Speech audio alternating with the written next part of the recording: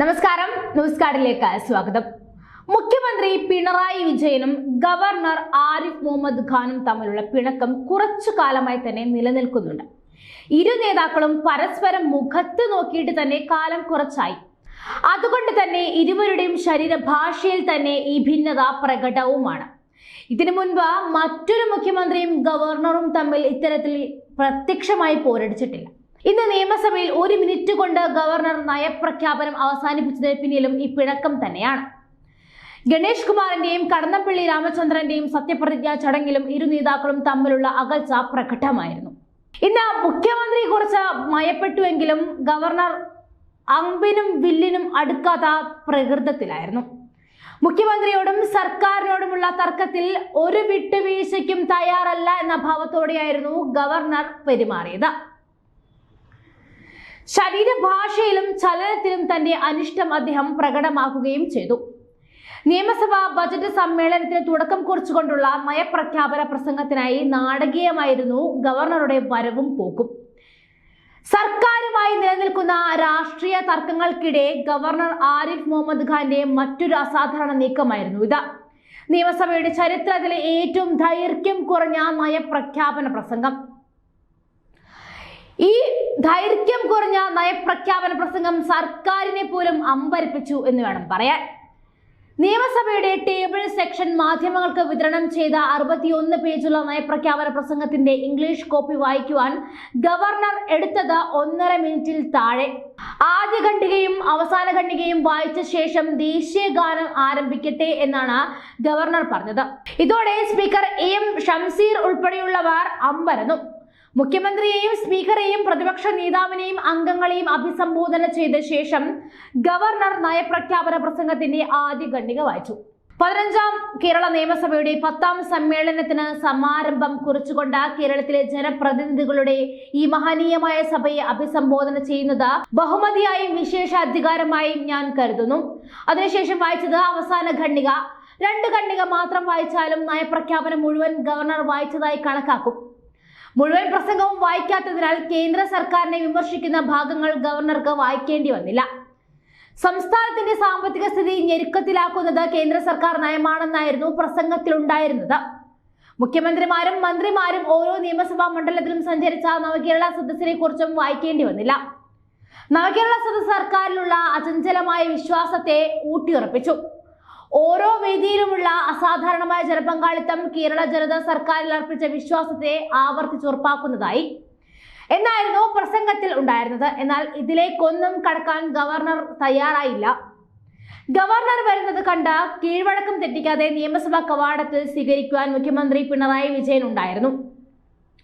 മുഖ്യമന്ത്രിക്കൊപ്പം speaker M ഷംസീറും parliamentary കാര്യമന്ത്രി K രാധാകൃഷ്ണനും സ്വീകരിക്കാൻ മുൻനിരയിൽ തന്നെ കാത്തുനിന്നു. കൃത്യസമയത്തു തന്നെ എത്തിയ ഗവർണർ മുഖ്യമന്ത്രിയിൽ നിന്നും സ്പീക്കറിൽ നിന്നും ബൊക്കെയൊക്കെ സ്വീകരിച്ചു.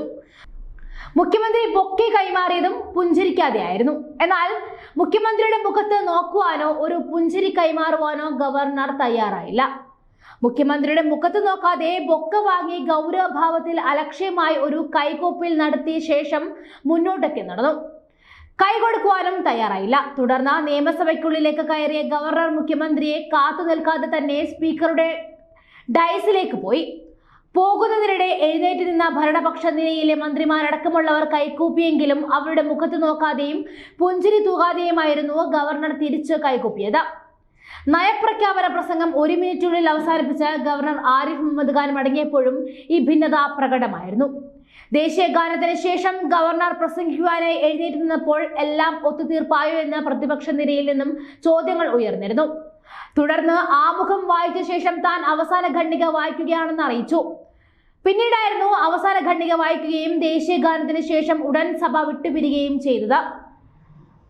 പോകുന്ന ഘട്ടത്തിലും മുഖ്യമന്ത്രി കൂടെ ചെന്നുവെങ്കിലും അദ്ദേഹത്തെ തിരിഞ്ഞു പോലും നോക്കാതെയായിരുന്നു ഗവർണർ പോയത്. മുഖ്യമന്ത്രി സീറ്റിൽ നിന്നും എഴുന്നേൽക്കുന്നത് പോലും കാത്തു നിൽക്കാതെ അതിവേഗത്തിലായിരുന്നു ഗവർണർ മടങ്ങിയതും. ചുരുക്കത്തിൽ മുഖ്യമന്ത്രിയും ഗവർണറും തമ്മിലുള്ള പോര് തുടരും എന്ന് തന്നെയാണ് ഇന്നത്തെ നേതാക്കളുടെ ശരീരപ്രകൃതത്തിൽ നിന്നും വ്യക്തമായത്. അതേസമയം ലോക്സഭാ തെരഞ്ഞെടുപ്പ് വരെ ഈ ഉടക്ക് തുടരും എന്നാണ് സൂചന. കേന്ദ്ര വിരുദ്ധവാദം ഉയർത്തി വോട്ട് പിടിക്കുവാനാണ് CPIM ലക്ഷ്യമിടുന്നത്. അതുകൊണ്ട് ഇപ്പോഴത്തെ പോര് തുടർന്ന് തന്നെ പോകും.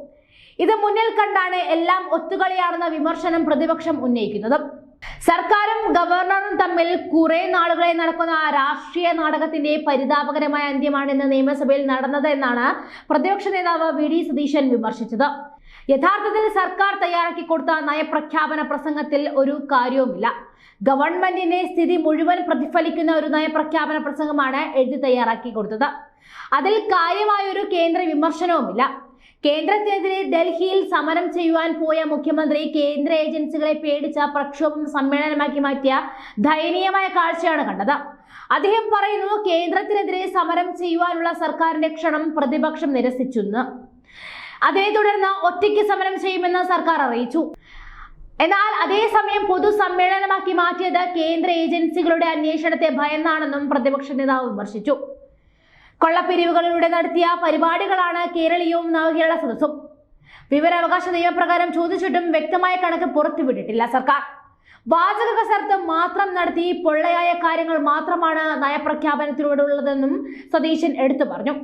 സർക്കാരും ഗവർണറും തമ്മിൽ നാടകം നടക്കുന്നു. സർക്കാർ എപ്പോഴൊക്കെ പ്രതിരോധത്തിലാകുന്നുവോ അപ്പോഴൊക്കെ ഗവർണർ രക്ഷിക്കാൻ എത്താറുണ്ട്.